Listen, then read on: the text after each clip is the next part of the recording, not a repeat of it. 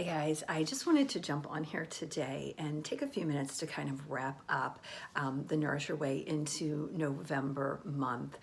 So the theme this month in the group was really about nourishment and this idea of feeding your body and fueling your body as opposed to just calorie counting. And throughout the month, I tried to provide you with some posts, informational posts, to kind of explore exactly what nourishing your body might look like. And so I just kind of wanted to tie that all up.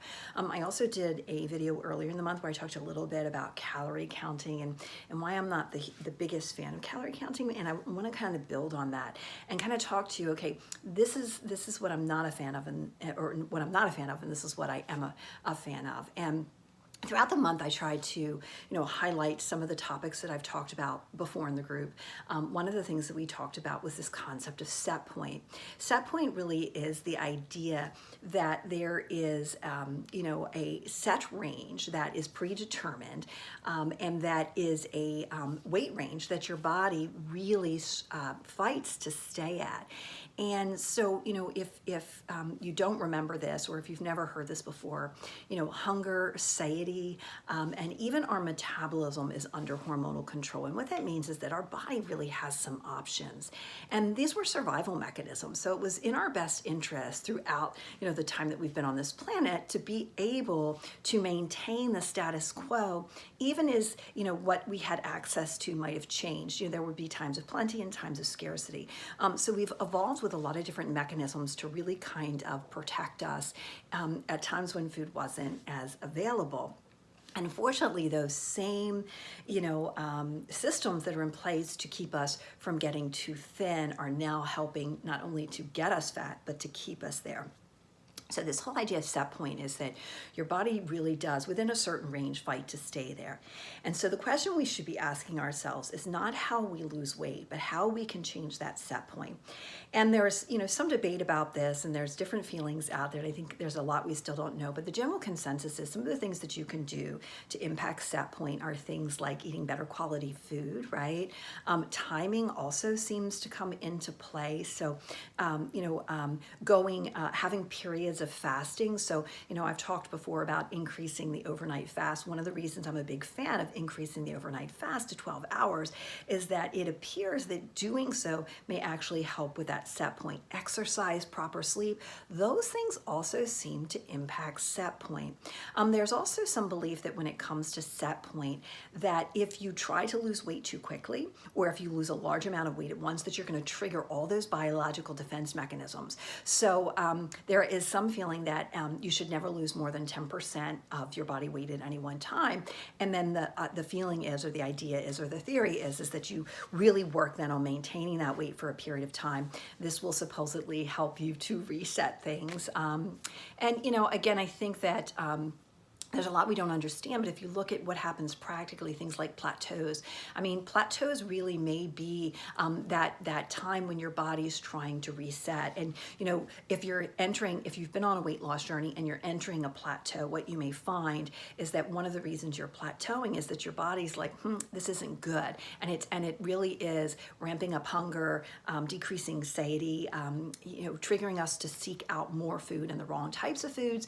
And then it may also be impacting our metabolism, how much energy we are burning at rest. Just something to think about. I mean, I know when people are losing weight or getting leaner, they really want to do everything that they can. The sooner the better. People don't want to wait. They want it as of yesterday, and I get that. But sometimes, there's a benefit to doing these things more slowly. So, again, that kind of piggybacks on this whole idea of one of the things that I think we miss in the calorie deficit, counting calories for the purpose of creating a deficit. What kind of gets missed there is it's this idea that the body is, this static being, and that the body doesn't have the capacity to make adjustments for changes in access to food. And that is just not what we know happens. I also, I think it's very hard to even count calories accurately. And I think a lot of it is a shot in the dark. I also think, as I explained in the previous video, that it really emphasizes the wrong thing. It's not really focused on changing behaviors. It's focused on counting calories. And they're not the same thing. I mean, you're going to get to a point where the calorie counting is going to backfire, and that's what we see. And as I mentioned in the previous video, the problem with these calorie deficits is, yeah, they lead to some short-term weight loss, but they really don't get to the heart of the problem. And many of those people are gaining the weight back. So I'm not saying that calories don't matter, and people always get upset when I talk about this. What I'm saying is that what really matters are the behaviors. What really matters are supporting your health by choosing foods that are healthy and nourishing, and learning how to eat in a way that supports leanness. And that actually brings me to another point that I made this month, was this whole idea of reframing how we think about the process. We tend to focus a lot on weight loss, right? Losing weight. And I think that a much better way to approach getting leaner is to really think about building a lean, strong, and healthy body. Again, I did a post in the group this month, but it really is about the way you frame something. It can make all the difference in the world. And I think we need to start thinking about building something, creating something, instead of taking away, restricting. The mindset thing, the psychology there is clear, and we know the psychology is important, right? So to pretend the psychology isn't a big part of this whole process is really, really, really, really, really naive. So I think we need to think about how we reframe the process. We talked a little bit about the 80-20 rule, and the 80-20 rule is this idea is that we don't have to have it perfect. So 80-20 is about getting it right most of the time. The 80-20 rule is very popular with a lot of the fitness people I know, and I think what it does, the reason it's so popular is it allows for indulgences. You guys have to learn how to indulge. I talk to people every day. I actually had a patient the other day, and she was all gung-ho. She was going to start this new journey, and she's telling me what she's getting ready to do, and I can see her setting herself up for failure, because what she's telling me about all these things she's going to restrict, and the reality is those things don't work. I mean, you can restrict some of these things short term, and maybe you can long term. I mean, if that's your thing, and you can do it, and you're happy with that. I mean, if you want to never eat sugar again, you're not missing out. But what I'm saying is, the average person, it just isn't realistic to do that. And I think what we do is we create that she was either very good or she was very bad kind of mentality, and so we're either on or we're off. And there's no, and the reality is that we probably don't need to be 100% on to see or have the results that we want. I mean, honestly, guys, unless you are training for a bikini competition, and maybe some of you are, and that's not a long-term sort of being, but unless you're really training for that level of leanness, there's some wiggle room there, and there's plenty of room for indulgences. Now you clearly have to limit your indulgences. You can't just say, well, I'm going to eat whatever I want whenever I want. I mean, I think what it is, though, is it's about learning to embrace food, understanding that food has an emotional, cultural context, that it's not just about nourishment, that we enjoy it, that we have pumpkin pie on Thanksgiving and apple pie and those sorts of things. And we have birthday cake, and all those things are part of our celebrations, and they're part of our family culture, and so these things are important, and we enjoy them, and they bring us a certain amount of joy. They taste good, and so learning how to incorporate those kind of things into your diet can be really important. And the 80-20 really gives you the ability to do that. And what it says is sometimes good is good enough. And I'm telling you guys, I've been doing this really, really, really, really, really long time. And when you look at the really fit people, the people who are maintaining those lean, fit, and healthy bodies, the fitness influencers, all those people, they are following an 80-20 approach, maybe a 90-10, I don't know, but they're allowing for those indulgences. That's really, really important. Don't get hung up on the numbers, right? Like, I get that. But the idea is that, about 80% of the time you're choosing whole, healthy foods, and then the other 20% you're being a little bit more flexible. And I think that's, again, we talk about this idea of consistency. Well, when you have a really rigid plan, it's really hard to be consistent, right? Because something's going to give. And I'm going to tell you something, guys. We are programmed to respond to failure exponentially. So we have to 100 successes to kind of balance out one failure. So if you've put these rigid guidelines, drawn these lines in the sand, and then you cross them, again, mentally, we come back to that mental game. That is very mentally defeating, right? And you can have 100 successes, but that one mental defeat can really throw you back. So I think the 80-20 is a really great approach. Now, I think sometimes when people are struggling, with, a new way of eating, or they've really just not been eating well, their eating is out of control. And I talked about this in reference to calories too. There are times where tracking your calories and laying down, some guidelines for yourself can be helpful, right? Because a lot of people really are out of control with their eating, and there's nothing wrong with that, but you really got to understand that that's not the end game. That's just to help get you to a better point where you can start working on building behaviors, adopting behaviors, participating in behaviors, and embodying behaviors that promote a lean, strong, and healthy body. So it's got to be bigger. It's got to go further. It's got to go deeper, and you can't just fixate on things like calories in versus calories out. And also with that 80-20, again, you may need a little bit more guidance if your eating is really under control, because a lot of people don't really know what constitutes that 80%. A lot of people are confused about what really eating healthy is, and when we're talking about eating healthy, we really are talking about, whole foods, natural foods, foods that you could buy at the farmer's market, foods that you could grow, or raised on the farm, kind of farm to table sort of thing. So we're talking about getting away from the processed foods. All right. We talked a little bit about time-restricted eating, or you want to call it intermittent fasting. I don't care what you call it, but this idea of increasing the overnight fast. Guys, I read a lot. I've read hundreds of books. I'm not kidding here, okay? I read a lot on this topic. I'm always looking for the newest information that's out there. I'm an avid reader. I read a lot in health and wellness. I read all over the place, but I definitely read a lot in health and wellness.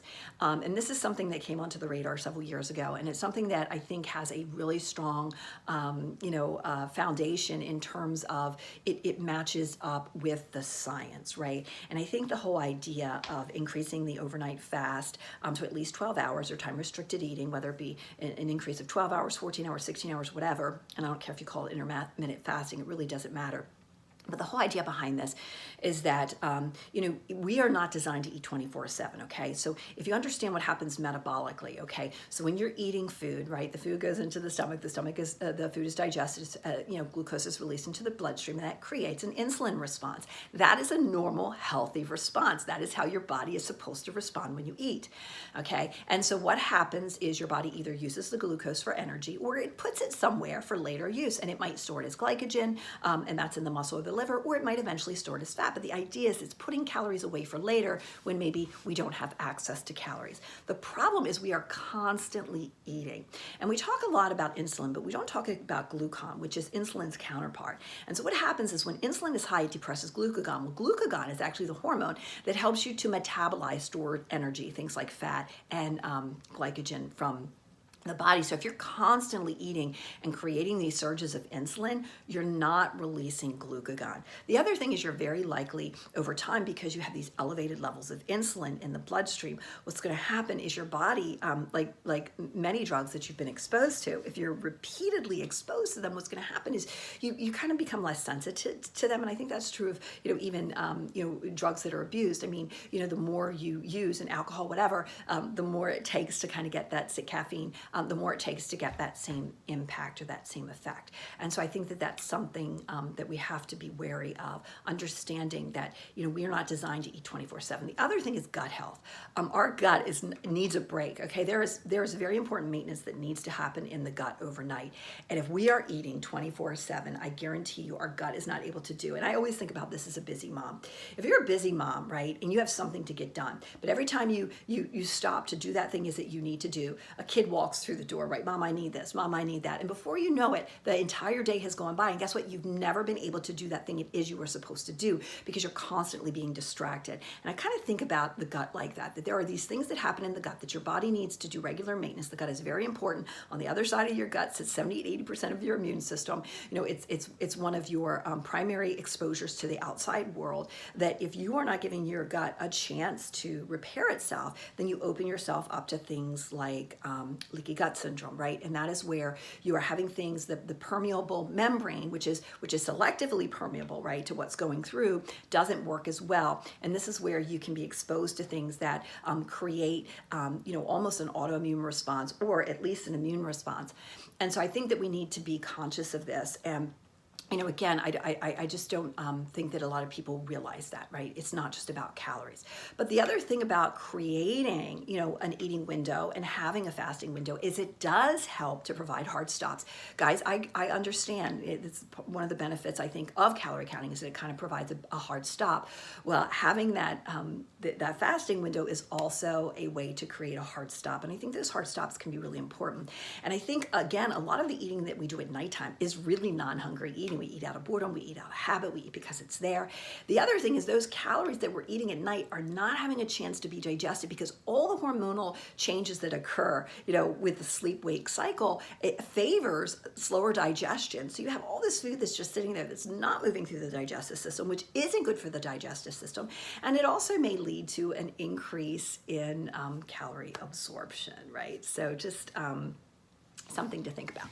All right, what else did we talk about this month? Okay, so I talked a little bit about why I'm not a fan. I talked about, 3 things that are important, and these are kind of embodied and there's overlap, but I talked about this idea of quality, quantity, and timing. And I think I, just covered all that anyway, but I want you guys to understand that these are all different areas that can be important when it comes to our nutrition. The timing of your nutrition is important. There's a lot of, Dr. Sachin Panda actually has done a lot of research in relationship to circadian rhythms, but a lot of his research has really showed that timing can be just as important as quality. I think there's a lot of research out there also to support short-term fast. There's actually some research to support longer-term fast, guys.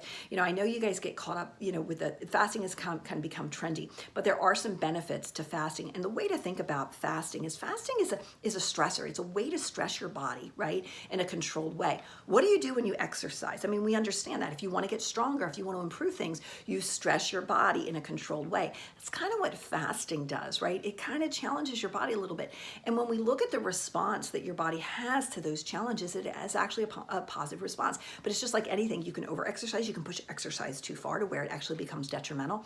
The same is true with fasting. And I think just like with exercise, as you increase the intensity of the exercise, the chance of injury goes up. And I think the same is true with fasting. As you increase those fasting periods, you're more likely to have side effects or negative side effects or side effects, unwanted side effects, I guess I should say. So I tend to stick more with the shorter duration fast, just increasing the overnight fast, because I think that is, in terms of a strategy, the most sustainable and has the most support.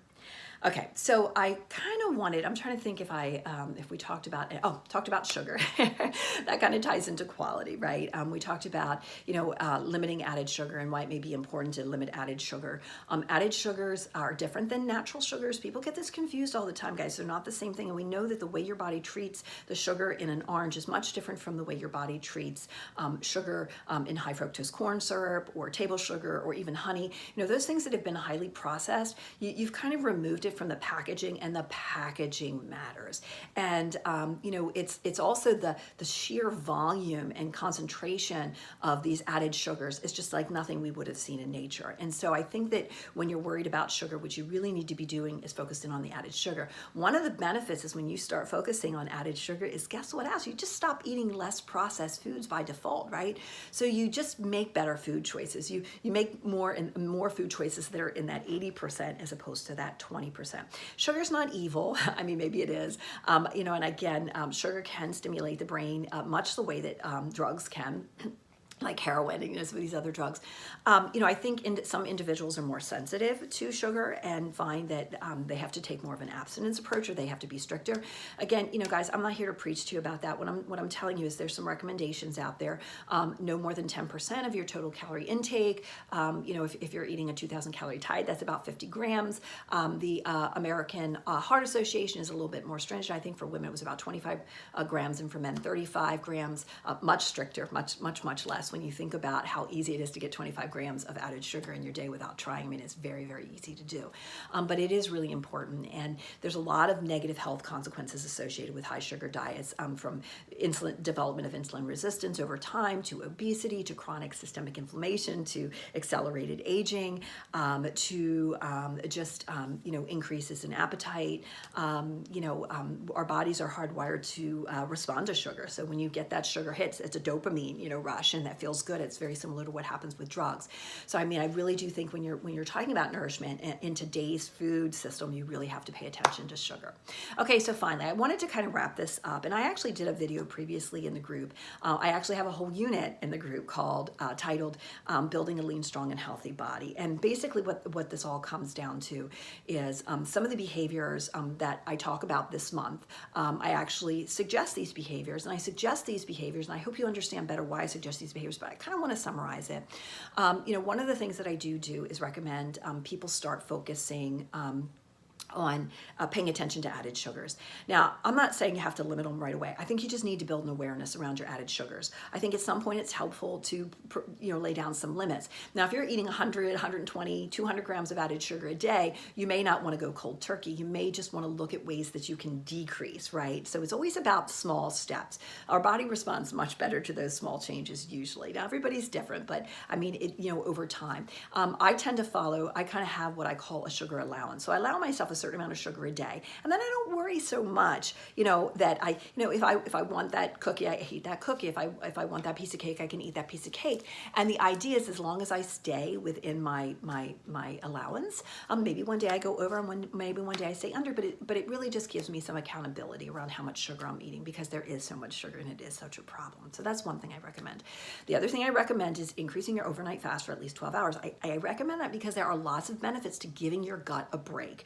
Anywhere from increased accountability to providing a hard stop to eating, to improved gut health, to improved digestion, to improved insulin levels. There are many, many, many, many, many benefits to increasing the overnight fast. And probably the most important benefit is when I recommend this to people, and I've worked with people and they've instituted some of these strategies, the number one strategy that they are very consistent with, regardless, it's not the sugar, it's not some of the other things, limiting the sugar, it's not some of the other things, it is that fasting. So for whatever reason, that tends to be an area where people have a lot of success. And so I'm trying to set you up for success here. I also talk about learning how to indulge. That would kind of fall under the 80-20 rule. I think it's really important that you learn how to indulge. And if you've set some limitations for yourself and you go over those limitations, big deal, right? It's one day. You are not going to make or break your health from one meal. One meal is one meal. One cookie is one cookie. It doesn't matter. I mean, we're looking at eating patterns. We're not looking at individual foods here. We're looking at a pattern of eating over time,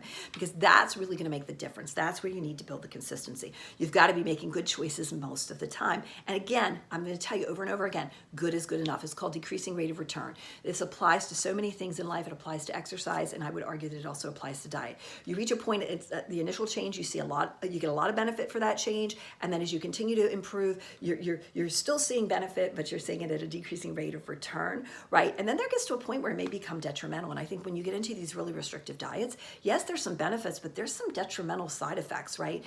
From anywhere from nutrient deficiencies, just to poor compliance, and just generally being unhappy because they're hard to stick to. Now, again, if that's you and you've had success with that, I'm not here to tell you what you can't be good at what you're good at. What I'm saying is I've been doing this a long time, and so these are some things that I picked up, along the way.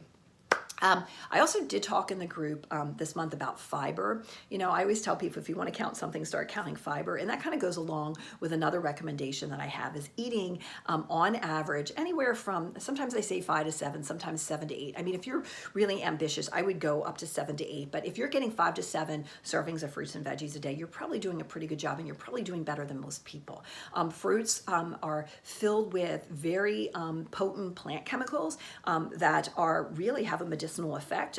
They not only help to promote health, but they can help to reverse and even in some cases cure disease. They're very powerful. They have nothing but good things. And so fiber also, so in addition to having these phytochemicals, fruits and veggies are also very high in fiber. And that fiber feeds the bugs that live in our gut. Now, I did not talk about the gut microbiome this month. At some point, I should probably take some time to talk a little bit more about that. But we now know that we are more microbial cells than we are human cells, and those microbial cells are really, really, really, really important when it comes to our health. There's been a lot of research in the past several decades, and I mean, there's an increasing awareness of the role of these bugs in our gut health, in our health in general, not just our gut health, right? So understanding that the bugs in our guts are actually producing short-chain fatty acids that we can absorb then. But they're also, there's something called the gut-brain axis. The microbes in the gut are actually communicating with your brain, right? So there are things that are happening. We have this incredible ecosystem, and and these bugs are part of it, and they eat the fiber that we can't digest. I talk to patients a lot about this, but one of the things I think I'm so fascinated by is that in breast milk, we actually produce a sugar that the baby can't digest, and so their gut microbes have to digest it. One of the baby's first introductions, the baby comes from a sterile environment, comes out the vaginal canal and starts to breastfeeding, which from day one helps to expose the baby to some very important microbes that are essential to that baby's health. And that may be one of the reasons that breastfeeding is so important. It's not just the breast milk, right? It's the contact with bacteria on the breast, which is how the babies have evolved to have access to this. So your gut health is really important, and fiber is really important for your gut health, and fruits and veggies are one of the best way. Fruits and veggies are also nutrient dense, right? They're packed with nutrition, but they're very low in calories, so they increase satiety, bulk, whatever in the diet. So another thing that I really highly recommend is eating lots of fruits and veggies. And then people are like, well, Sean, I do all that already. I guarantee you, if you are really doing those things, right? If you are really, really, really tuned into these things, if you are really participating in these things on a regular basis and you're not seeing results, there's two things that are happening here. One, something else is going on, and maybe you need to talk to somebody about that. But if you really are saying you're not doing those things, I guarantee you are not doing those things, or you're not doing them on a regular basis, or you're not doing them over the long haul. Like you might be doing them for short periods of time, but you really aren't embracing it. Sometimes we overestimate, what we're doing. We tend to, it's like we think we eat less than we do, and all those kind of things. But I guarantee you, if you're struggling and you're saying you're doing all those things, you're probably not. Okay, so that's kind of it for this month and the Nourish theme. And I really, really, really, really wanted you guys to just get this sense of how do I better take care of my lighting is changing here, guys. Sorry about that. I always try to find the best way to get some decent lighting for you guys so that you can see my videos. So I apologize. Next month we are actually going to be talking about how to make lasting change, right? Because I think that that's really important, because I think that's something that when I look in the group, I see people really struggling with. They get caught up in this idea of what it means to get healthy and lose weight, and they really don't focus on the process. They're confused about the process. They're not focusing on the process, and they're also not focusing on long-term change. They're obsessed with these short-term strategies that might lead to some payoff, which for most people is losing weight, because that's what everybody cares about. But they're not really embodying that change long term. So I'm going to share some stories with you guys. I've asked some of the group members to share their transformation stories, because I want to motivate you. I want you to hear what other people have had success with. Everybody's different. I think sometimes people listen to me and they're like, they think I'm dogmatic. I'm probably the least dogmatic person If I know what I know, and I'm very educated in this area, and I have a lot of background and a lot of experience, and I have a really strong reasons for the things that I say and believe the things that I believe. But at the end of the day, guys, this is your own personal journey. You need to figure out what works for you. I'm only here to try to provide good information and to give it some context, right? Because I have been doing this for a really, really long time. So, whatever. I'm going to be I'm hoping this works out. I want to share some exercise videos on the Instagram page. I'm not sure how I'm going to do that. I think what I'm going to just do is put some little routines together. I told you guys I'm trying to develop the Instagram format. This large Facebook group, as much as I love it, is very limiting for me as a communicator. I want to be able to have more one-on-one interaction with you guys. I can't do it in the group. I just can't. Facebook is the algorithms rule. And so I need to find a format that is exclusively me. The group isn't exclusively me, right? So I'm competing with everybody else who posts in the group. So if you like what I'm doing, if you like like me, if you want a more one-on-one connection with me, please follow me on Instagram and help me to build that platform. It's also a younger demographic, and I want to get that younger demographic. Facebook is a slightly different demographic, and so I want to expand. I have a message that I want to get out there, and so I am going to be providing exclusive content. Guys, please don't ask me or try to say, oh, well, I'm not on Instagram. That's sad. Well, it is sad, but you know what? I'm giving you lots of free content in this group too. You guys, you forget, this is all me. I've been doing this now for almost 3 years. This is all free. I don't get paid for this. I probably on average put 2 hours into the group every day. Believe it or not, 2 hours, 365 days a year. This is me because I care. I believe in what I'm telling you, right? I know this stuff works, and I feel so privileged to have the opportunity to have a platform to get this across, okay? Because this is something that's really important to me. But just understand, if I'm offering something for free, I mean, I'm sorry that if you're not on Instagram, get on Instagram. It's not that hard. Just follow me, okay? But all these social media platforms, guys, they're algorithms. I need your support, and that's how I'm going to build the platform. That's how this group has grown so much. The more you guys support the platform, the bigger it gets, right? Social media wants to give you what you want and things of value. So I hope that you'll consider doing that.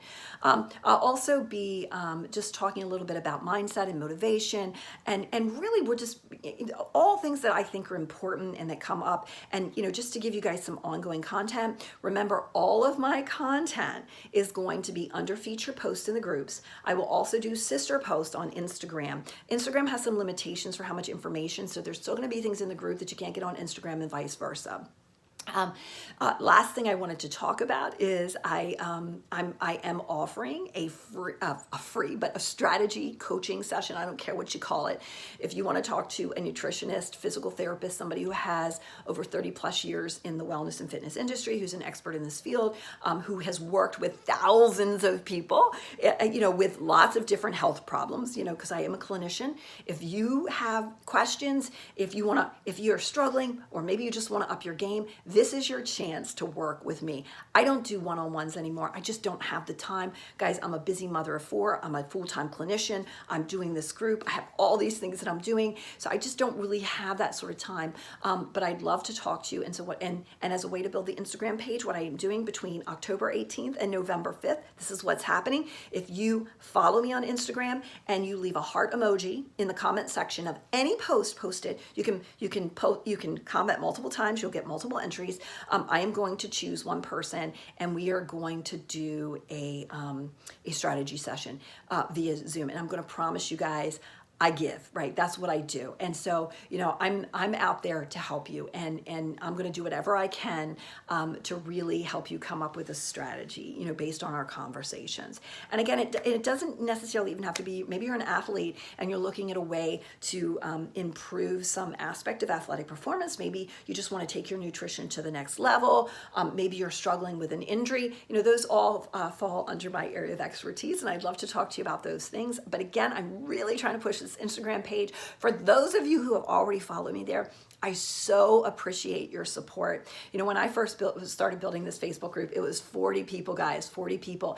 And I had a few people in the group who really supported me and who reached out to their friends, and it's momentum. And now 3 years later, we're gonna probably end the year at over 115,000. I mean, that is phenomenal, right? And that is not without advertising. That is just Facebook saying they can tell through interaction and the way you guys interact and the way you guys post that this group has value, right? So you guys have really helped to build this group. The same thing is true with Instagram. It's a little bit different, but it's some similar algorithms. So I need you guys' support. I need you guys' interaction on those posts because that's how my platform's going to build.